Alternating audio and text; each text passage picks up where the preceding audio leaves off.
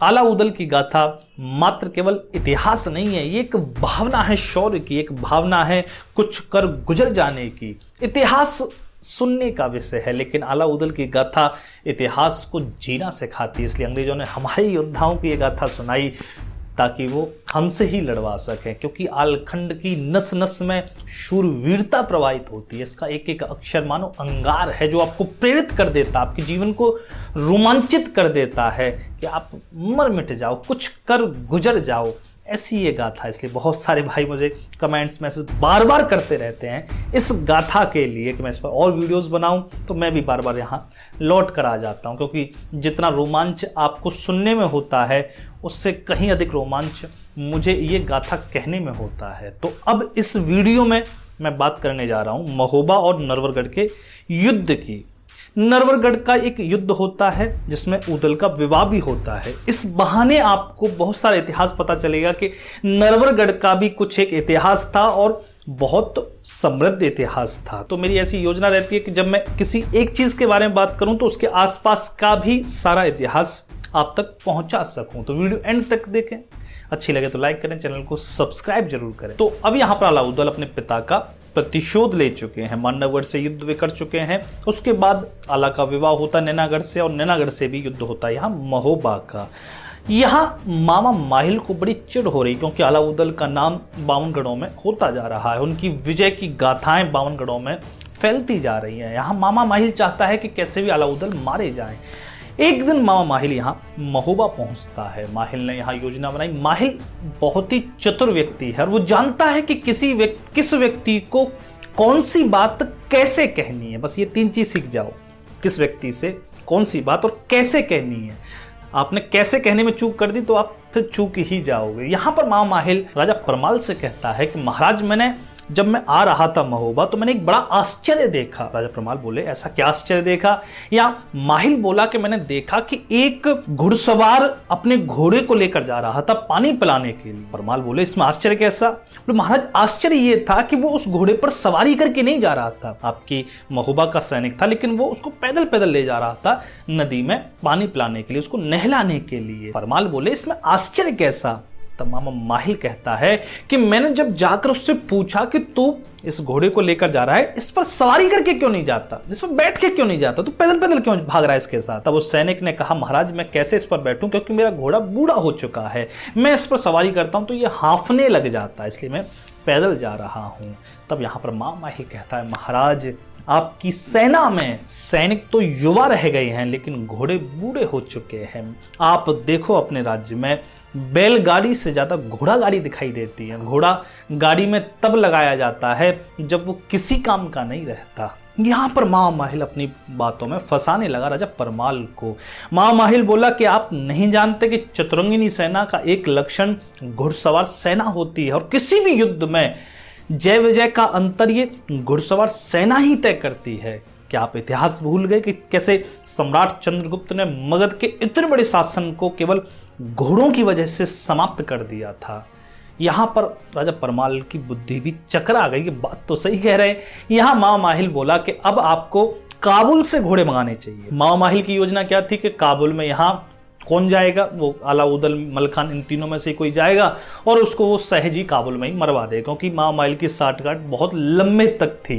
तो यहाँ पर मामा माहिल कहता है कि आपको काबुल से घोड़े मंगवाने चाहिए, लेकिन घोड़े लाने वाला कोई शूरवीर ही होगा, क्योंकि घोड़े लाते वक्त डर रहेगा चोर लुटेरों का, और बीच में बहुत सारे से राज्य भी पड़ते हैं जो घोड़े आपके लूट सकते हैं, इसलिए कोई सूरवीर ही जा सकता है काबुल से घोड़े लेने के लिए। अब यहाँ पर राजा परमाल भी सोच रहे हैं कि किसको जिम्मेदारी दी जाए, लेकिन एक राजा व्यक्तिगत तौर पर किसी को नहीं कह सकता। इसलिए राजाओं ने एक प्रथा शुरू से ही चला रखी थी, वो ये थी कि वो एक पान का बीड़ा रखते थे और एक कारण देते थे, जो भी उस पान के बीड़ा को स्वयं चबाना चाहे, स्वयं उठाना चाहे, उसको वो कार्य सौंप दिया जाता। तो यहाँ पर एक चौकी पर चांदी के पात्र में वो पान का बीड़ा रखा गया, लेकिन वहां पर महोबा में जितने भी योद्धा थे वो उस पान के बीड़ा को चबाने के लिए उठ नहीं रहे हैं। कोई खड़ा नहीं हो रहा वहां पर। कौन पान का बीड़ा चबाए, कौन काबुल में धूल खाने जाए, कौन वहां से फिर घोड़े लेकर इतनी मुसीबत मोल लेकर यहां तक लौटे। तभी उस सभा में यहां ऊदल का प्रवेश होता है। ऊदल ने देखा कि सभा लगी हुई है, बीच ऊंचे सिंहासन पर यहाँ राजा परमाल बैठे हैं, सामने वहां बीड़ा रखा हुआ है। ऊदल समझ गए कि बीड़ा रखा हुआ है तो कोई बड़ा कारण होगा, क्योंकि बीड़ा छोटे मोटे कारणों के लिए तो रखा नहीं जा सकता। तो यहाँ पर ऊदल सहज जाते हैं और उस बीड़े को उठाकर अपने मुंह में रख लेते हैं। ये आश्चर्य की बात थी, क्योंकि यहां पर ऊदल ने कारण भी नहीं पूछा कि बीड़ा रखा किसके लिए है। राजा परमाल यहां पर देखकर अचंभित रह गए। राजा परमाल बोले, ऊदल क्या तुम्हें पता है कि किस कठिन कारण से यह बीड़ा रखा गया है और किस कठिन कार्य को करने के लिए यहां पर कोई भी योद्धा इस सभा का उठकर खड़ा नहीं हो रहा, और तुमने बिना पूछे ये बीड़ा अपने मुंह में रख लिया। तब यहां पर ऊदल बड़ा ही अद्भुत कहते हैं। ऊदल कहते हैं, महाराज अगर कारण पता होने के बाद बीड़ा चबाया जाए तो फिर इस कमर में बंधी तलवार को धिक्कार है। आप बस आदेश कीजिए, महोबा की सेना किस गढ़ की ओर मोड़नी है, किस राज्य में नरमुन्नों की खेती करनी है और कौन सा राजा अपना अंतिम भोजन प्राप्त कर चुका है, बस आप इशारा कीजिए। यहाँ ऐसी ऊदल की बात सुनकर आलखंड में लिखा है कि सुन के बातें बगू ऊदल की, राजा गए सना खा खाए। राजा परमाल मूर्छित हो गए, राजा परमाल को चक्कर आ गए। राजा परमाल बोले, ऊदल क्या तुम्हें युद्ध के अलावा कुछ और नहीं सूझता? अरे केवल युद्ध ही मात्र जीवन का अंग नहीं है, और भी चीजें हैं। हम यहाँ पर काबुल के लिए ये बीड़ा रखवाया है, काबुल में जाकर घोड़े खरीदने हैं और यहाँ महोबा में लाने हैं। तब यहाँ ऊदल बोले, महाराज घोड़े खरीदना व्यापारियों का काम है, शूरवीरों का, क्षत्रिय का काम तो घोड़े जीतना है। आप आदेश दीजिए, मैं किसी भी गढ़ से घोड़े जीतकर आपके यहाँ महोबा में लाकर खड़े कर दूंगा। राजा परमाल ऊदल को क्या समझाए। तब राजा परमाल ने हाथ जोड़कर ऊदल से निवेदन किया, ऊदल तुम्हें घोड़े खरीदने जाना है, काबुल जाना है और तुम्हारे साथ ढेबा जाएगा, क्योंकि तुम अगर अकेले गए तो तुम तो पानी भी तलवार चलाकर पीते हो, इसलिए ढेबा जाएगा और तुम वहां से घोड़े लेकर शांतिपूर्वक यहां लौटोगे। इसके लिए तुम्हें प्रतिज्ञा करनी होगी कि तुम बीच में रार नहीं लाओगे, कोई रार नहीं करोगे। तब यहां पर ऊदल प्रतिज्ञा करते हैं। ढेबा से पत्री खुलवाई, पत्री तो देखो क्या योग बन रहे हैं ऊदल के जीवन के, क्या होगा। तब यहां पर देवा ने ऊदल की कुंडली देखी, कुंडली में देखा, महाराज ये तो बड़ा ही जोर का योग बन रहा है, ऊदल के विवाह का योग बन रहा है। मुझे तो लग रहा है कि घोड़े खरीदने न पड़े, हमें दहेज में कहीं से मिलने वाले। लेकिन राजा परमाल समझ गए कि किसी का भी विवाह यहाँ बिना युद्ध के तो होता ही नहीं, तो युद्ध तो अवश्य संभावी है। लेकिन यहाँ मामा माहिल की वो चाल कामयाब हो चुकी थी। राजा परमाल ने ऊदल को आज्ञा दी घोड़े लाने के लिए। ऊदल आला से, मलखान से, अपनी माता से, सभी से आज्ञा लेकर यहाँ निकलते हैं काबुल के लिए। कि घोड़ मनोहर ढेबा बैठा, ऊदल बैंदुल भय सवार और चला काफिला फिर काबुल को, दो चले सूर सरदार। यहाँ दोनों वीर काबुल के लिए निकल गए। धीरे धीरे पड़ाव डालते हुए एक एक करके ये काबुल की तरफ बढ़ते जा रहे हैं। बीच में यहाँ एक नगर पड़ा जिसका नाम था नरवरगढ़। नरवरगढ़ का मैं आपको थोड़ा सा इतिहास बताऊंगा कि नरवरगढ़ आपको महाभारत से भी प्राचीन मिलेगा। महाभारत में नरवरगढ़ की कथा आती है, उस समय इसका निषद देश नाम से एक नाम भी प्राप्त होता है। आज अगर आप नरवरगढ़ को देखने जाओगे तो यहाँ पर भव्य रूप से और कई कोस में होकर खंडहर बिखरे हुए हैं और भव्य खंडहर। तो नरवरगढ़ का बड़ा ही प्राचीन इतिहास है। यहाँ पर प्रमुखतः 3 प्रेम गाथाएं लिखी गई। 3 प्रेम गाथाएं, पहली नल दमयंती की, दूसरी ढोला और मारू की और तीसरी ऊदल और फुलवा की। नल ने ही ये नगर बसाया था। नल कौन थे मैं थोड़ी सी यहाँ पर चर्चा करूंगा ताकि आपको थोड़ा सा इतिहास का, प्राचीन इतिहास का ज्ञान हो सके। महाभारत में नल दमयंती की कथा आती है। युधिष्ठिर जब सब कुछ हार जाते हैं जुए में तो बड़े दुखी होते हैं, तो वहां पर ऋषि मुनि आकर उनको गाथा सुनाते हैं कि जुए में केवल आप ही नहीं हारे, बड़े बड़े श्रेष्ठ राजा हारे हैं।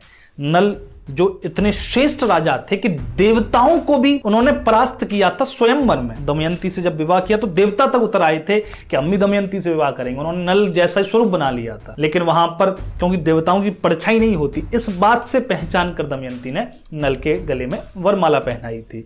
तो नल बड़े ही पराक्रमी राजा हुए हैं। नल में केवल एक खामी थी, वो थी जुए की। यहां पर नल अपने छोटे भाई पुष्कर से जुआ खेलते हैं और जुए में अपना सब कुछ हार जाते हैं, अपना सब कुछ दांव पे लगाते हैं। और पुष्कर को यहाँ कुछ एक जादू पता थी, वो छल से यहाँ नल को हराकर सब कुछ प्राप्त कर लेता है। नल यहाँ से निकल जाते हैं, केवल एक धोती बांधकर नल अपने राज्य से निकलते हैं। और आप देखो, घटना देखो कि एक कबूतर, कुछ कबूतर होते हैं जिनके पंख जो थे वो सोने के थे, तो नल ने सोचा कि इनको पकड़कर कुछ धन मिल जाएगा। चक्रवर्ती राजा ऐसी बात सोच रहा है, तो यहाँ पर नल ने अपनी धोती जो आखिरी वस्त्र था वो उन कबूतरों पर डाला, उन पक्षियों पर डाला, वो पक्षी उसको भी लेकर उड़ गए। मतलब राजा नल नग्न रह गए। अपनी पत्नी दमयंती की आधी साड़ी काट कर जब वे सो गई थी तो उसको बांधकर और जंगल में छोड़कर तब निकले थे। तो बहुत ही श्रेष्ठ गाथा है नल दमयंती की, आपको जरूर सुननी चाहिए। मैं भी कभी इस पर विस्तार से वीडियो बनाऊंगा। तो राजा नल ने ही ये एक नगर बसाया था नलपुर, बाद में ये नलवर हो गया, फिर नरवर हो गया। तो ऐसे नल से ये नाम नरवर गढ़ पड़ा हुआ है। और दूसरी प्रेम गाथा है ढोला मारू की। ढोला तो राजकुमार थे यहाँ नरवरगढ़ के, इनका नाम साल कुमार मिलता है। और जो मारू थी वे थी पूगल की, पूगल देश की, जो बीकानेर के पास पड़ता है। मतलब मरुभूमि में ये कहा जाता है कि मरुभूमि में केवल 2 ही सौंदर्य हुए हैं, एक लाल रंग और दूसरा ढोला मारू की ये प्रेम कहानी।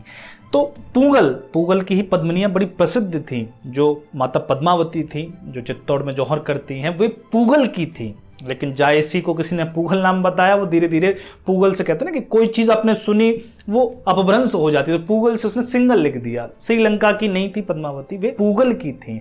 तो यहाँ पर ढोला मारू की बड़ी उत्तम प्रेम गाथा है। तीसरी प्रेम गाथा है ऊदल और फुलवा की, जिसकी मैं चर्चा यहाँ पर करूंगा। तो प्रेम गाथाओं ने बड़ी बड़ी रणभूमियां सजाई हैं, प्रेम गाथाओं ने बड़ा इतिहास रचा। अब यहाँ पर ऊदल और ढेवा नरवरगढ़ की बगिया में जाकर अपना तंबू डेरा गाड़ देते हैं। ऊदल ने अपने जीवन में ऐसा बाग नहीं देखा था, ऐसा बगीचा नहीं देखा था, क्योंकि इसमें इतने रंग बिरंगे फूल थे, इतनी तरीके की इसमें विविधता थी और इतना सुगंध कि ऊदल को मानो नशा छाने लगा हो, जैसे कोई हिमालय की वो फूल घाटी हो। बड़ा आनंद आने लगा। मैं आपको थोड़ा बताऊं कि किसी भी राज्य का बाग बगीचा उसका आईना होता था। अगर आपको किसी को राज्य को देखना है तो आपके उसके बगीचे को देख लो, तो आपको पता चल जाएगा ये राज्य कैसा है। इसलिए जो भी राज्य होते थे वे अपने बाग बगीचों पर बहुत ज़्यादा खर्च करते थे। महोबा और सम्राट पृथ्वीराज चौहान में जो युद्ध हुआ उसमें भी एक कारण ये बगीचा ही तो था।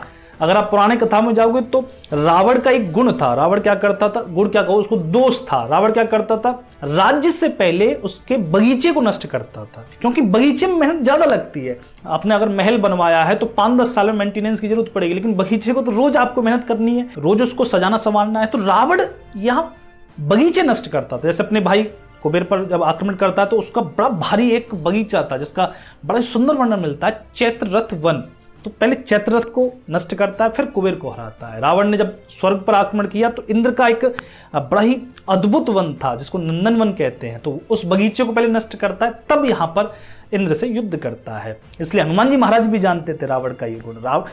आप सोचो, रावण ने माता सीता को महल में नहीं रखा, क्योंकि अशोक वाटिका उसके लिए महल से भी कीमती थी। इस बात को हम थोड़ा सा सोच नहीं पाते, हम समझते हैं कि बड़ा ही अच्छा था कि उसने वहां पर वो, इसलिए वो दिखाना चाहता, देखो मेरे पास बगीचे कितने भव्य हैं। तो हनुमान जी महाराज भी जानते थे रावण को कि ये बड़ा दुष्ट है, इसने बड़े बगीचे बिगाड़े थे। हनुमान जी महाराज अशोक वाटिका को इसलिए उजाड़ते हैं कि मैं तेरी अशोक वाटिका को पहले उजाड़ूंगा। तो यहाँ पर ऐसे बाग बगीचे हुआ करते थे। ऊदल यहाँ पर अपना तंबू लगाते, तब यहाँ पर माली पहुंच गया। माली बोला, क्या कर रहे हो भैया, अपने पिता की जमीन समझ रखी है, अपने बाप दादाओं की जमीन समझ रखी है, ये हमारे महाराज की फूल बगिया है और राजकुमारी के लिए है, ये राजकुमारी के लिए विशेष बनाई गई है, यहाँ पर तंबू डेरे नहीं लगा सकते। अब ऊदल देख रहे हैं महाराज अब माली की तरफ, माली भी अब हम पर हुक्म बजाएगा। माली को इधर बुलाया, इधर तू। उसकी जेब में 2-4-5 मोहरें डाल दी सोने की। माली शांत हो गया। माली को बेचारी जिंदगी भर मोहरें नहीं मिलती, एक मोहर नहीं मिलती सोने की, यहाँ 4-5 मोहरें दे दी हो तो माली तो शांत हो ही जा। माली अपने रास्ते लग गया। यहाँ पर ऊदल विश्राम करते हैं, लेकिन अगले दिन ही यहाँ पर नगर कोतवाल का भ्रमण होता है।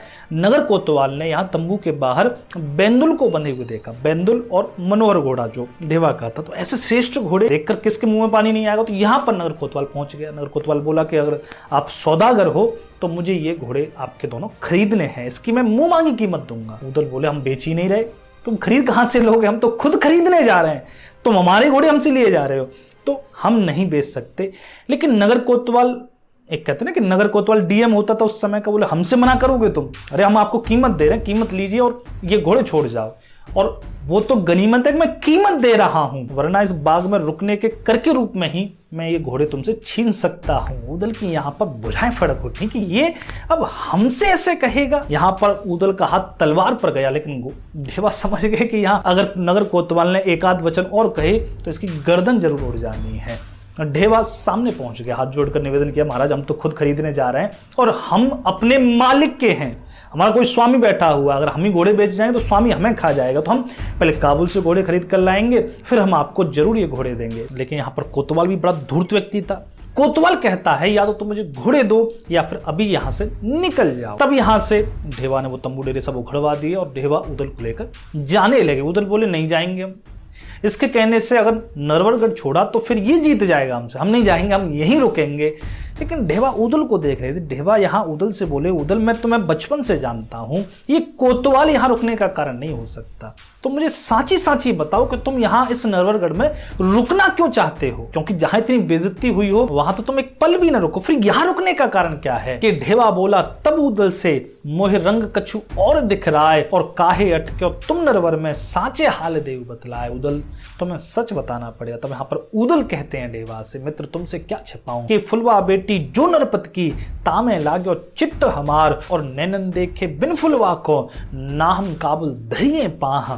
यहाँ पर उदल ढेवा से कहते हैं, मित्र मुझे वो राजकुमारी देखनी है जिसके लिए इतना सुंदर बगीचा बना है, मेरा चित्त उसमें लग गया है, मानो कोई जन्मों का रिश्ता हो। ढेवा देख रहे हैं कि शायद तुम्हें यहाँ नरवरगढ़ की जो प्रेम कहानियां थी वो दिमाग में बस गई, तुम एक और प्रेम कहानियां रचना चाहते हो। तब ढेवा खींच कर बोले कि घोड़ खरीदन को तुम आए, नरवर नैनन खरीदे आए, तुम घोड़े खरीदने के लिए काबुल जा रहे थे और यहाँ नरवरगढ़ में तुम नयन खरीद रहे हो। ढेवा ने बहुत समझाया, लेकिन उदल तो रमड़ गए कि अब मैं फुलवा को देखे बिना आगे नहीं जाऊंगा। लेकिन अब देखा कैसे जाए। ढेवा बोले मित्र तो तुम हो, तुम्हारे कहते ना कि कार्य हाथ तो हमें भी करने पड़ेंगे तुम्हारे साथ, तो तुम्हें जरूर फुलवा को दिखाएंगे, लेकिन योजना अब क्या बने कैसे बने। तो जो माली था यहाँ पर, उसकी पत्नी थी एक हिरिया मालिनी। उदल को समझ में आ गया कि वही मिलवा सकती है यहाँ, क्योंकि वो यहाँ फूलों के हार बनाकर फुलवा के लिए ले जाती थी। तो उदल ने जाकर यहाँ राम राम कीनी, और वो नैनागढ़ की थी तो वहाँ रिश्ता भी निकाल लिया कि हमारे भैया नैनागढ़ में ब्याहे हैं और आप नैनागढ़ के, तो ऐसे हम भी यहाँ पे कुछ तो रिश्ते में लगते हैं। तो और इससे ज्यादा वहाँ उसको एक सोने का हार भी लाकर दे दिया उदल ने। तो हिरिया मालिनी पूरी तरीके से उदल के बहकावे में आ गई। अब उदल हिरिया मालिनी क्या रह रहे, रोजाना यहाँ हिरिया बड़े सुंदर सुंदर हार बनाती है फूलों के, क्योंकि फूलों के हार बड़े पसंद थे फुलवा को, और फूलों को ही सारा साज श्रृंगार उसके पूरे निजी महल में किया जाता था। उदल ये सब देख रहे हैं, लेकिन कोई भी योजना नहीं मिल रही फुलवा से मिलने की। एक दिन यहाँ पर घटना घटती है कि हिरिया मालिनी फूल लाने में थोड़ी से विलंब हो जाता। वो बड़ी घबराई हुई है कि फूल समय पर नहीं पहुंचे तो राजकुमारी उसे खा जाएगी। उधर बोले चिंता मत करो, हम भी फूल बनाना जानते हैं, हमने भी गुरुकुल में बहुत सी शिक्षा पाई, हर तरीके की शिक्षा पाई है, तो हम बहुत जोर के यहाँ पर फूलों के हार बनाएंगे। उदल यहाँ पर हार तैयार करने लगे कि बेला चंपा और निवारण को उदल हार कीन तैयार, और हार चौलरा उदल गूंथ्यो बिच बिच मोती दिए लगाए। उदल ने इतनी जोर के यहाँ पर वो हार बनाए कि जब फुलवा ने देखे तो फुलवा भी आश्चर्यचकित रह गई। हिरिया मालिनी से बोली, मालिनी तूने तो ये नहीं बना सकती, मैं तेरे रोज देख ही रही हूँ साज श्रृंगार फूलों का, तूने तो ये नहीं बनाए, मुझे उसका नाम बता जिसने ये बनाए, क्योंकि कर्री गांठें या में लागी है कछु मर्द कोई है काम, ये किसी पुरुष ने बनाए और किसने बनाए हैं, मैं ये जानना चाहती हूँ। तो तब यहाँ पर हिरिया मालिनी सकपका गई। हिरिया मालिनी को झूठ बोलना पड़ा, क्योंकि वो ये नहीं बता सकती कि महोबा से आकर कोई राजकुमार रुका, वो भी तुम्हारे लिए। हिरिया मालिनी यहाँ फुलवा से कहती है कि मेरी बहन की बेटी आई हुई है, जो कि महोबा में भी आई थी, वो आई हुई है, उसी ने ये बनाए हैं। फुलवा बोली मुझे उससे मिलना है और कल तुम उसे अपने साथ लाओगी। अब ये हिरिया मालिनी के लिए एक बहुत बड़ी जिम्मेवारी थी, कैसे किसको साथ में लाए। लेकिन जब हिरिया मालिनी बड़ी उदास पहुंची, उदल पूछ रहे हैं क्या हुआ, ऐसे उदास क्यों हो आज। हिरिया मालिनी बोली गड़बड़ कर दी, तुमने जो बनाए थे वो फुलवा को पसंद आ गया, वो मिलना चाह रही है। किससे? तुमसे मिलना चाह रही, लेकिन मैं बहन की बेटी बताई है। उदल बोले तो हम तुम्हारी बहन की बेटी बन जाएंगे।